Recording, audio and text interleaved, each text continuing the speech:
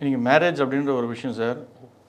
10 பொருத்தம் பார்த்து ஜோதிடர்கள் குறித்து கொடுத்து, நல்ல நாட்கள் குறித்து கொடுத்து, கோயிலில் நடக்கக்கூடிய கல்யாணங்கள் நிறைய உண்டு.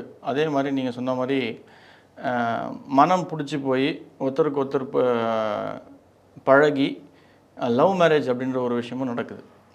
இந்த விஷயத்துக்கு எல்லாத்துக்குமே ஒரு பொதுவான ஒரு விஷயம் வந்து இந்த பஞ்சபூத சக்திகள் தான். அது வழிநடத்தக்கூடிய இந்த வாஸ்து அப்படின்ற ஒரு விஷயந்தான்.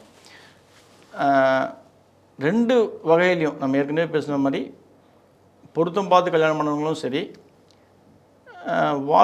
அதாவது லவ் மேரேஜ் பண்ணவங்களும் சரி, இவங்க 2 பேருமே நல்ல வாழக்கூடிய குடும்பத்தோடு அந்யோன்யமாக நல்ல குழந்தைகள் பெற்று ஆரோக்கியத்தோடு வாழக்கூடிய குடும்பங்களும் உண்டு. இதில் ஒரு காலகட்டத்தில் ஒரு சில குடும்பங்கள் பிரிஞ்சு, கணவன் மனைவி பிரிஞ்சு சண்டை போட்டு பிரிவினையால் ஒருத்தர் எதிரியாகி கோர்ட்டு கேஸ்னு அலையக்கூடிய குடும்பங்களும் உண்டு.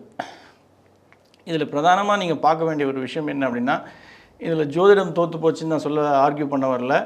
பொருத்தம் பார்த்ததால் இல்லை, அவங்களுடைய காதல் வந்து சரியான ஒரு அணுகுமுறையில் போல ஒருத்தர் புரிஞ்சிக்கல அப்படின்ற ஒரு விஷயத்தை நான் சொல்ல வரல.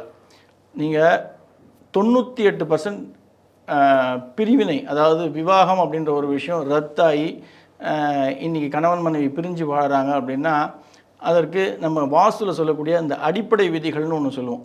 அதில் தெற்கு மேற்கு இந்த இடங்கள் கிழக்கையும் வடக்கையும் விட கம்மியாக இருக்க வேண்டும் நம்ம பொதுவாக ஒரு விதியை சொல்லுவோம்.